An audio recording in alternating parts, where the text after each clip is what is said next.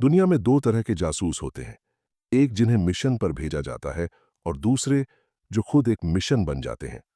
परछाई ऐसा ही एक नाम था।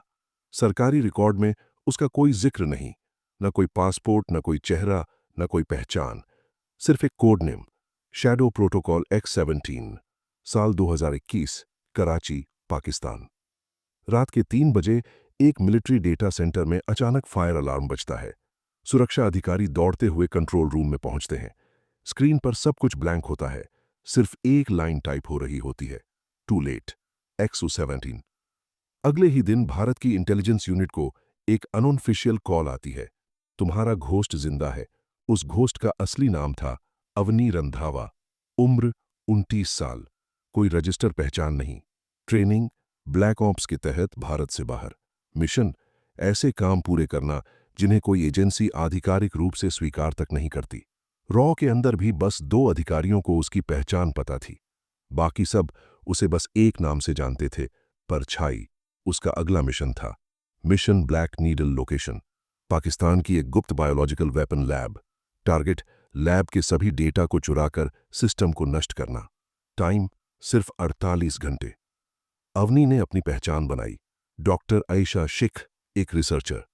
उसके पास थी सिर्फ एक यूएसबी, एक वायरस जो दुश्मन के सिस्टम को सिर्फ 3 मिनट तक फ्रीज कर सकता था।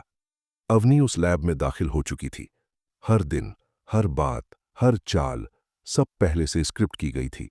लेकिन चौथे दिन एक सिक्योरिटी गार्ड को शक हुआ।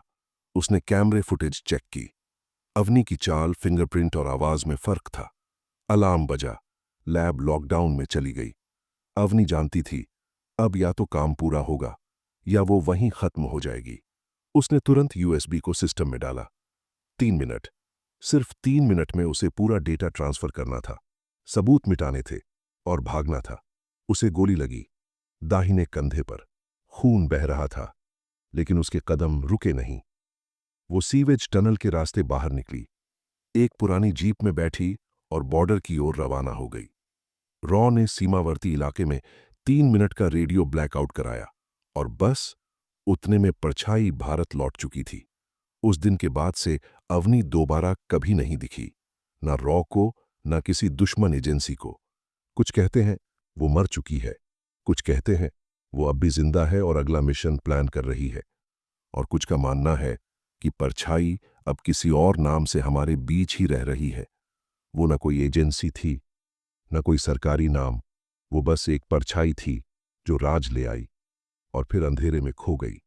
अगर आप चाहते हैं उसकी वापसी की कहानी, तो नीचे कमेंट करें द परछाई पार्ट 2 चाहिए और वीडियो को जरूर शेयर करें, क्योंकि कुछ परछाइयां लौटती हैं अगले मिशन के साथ।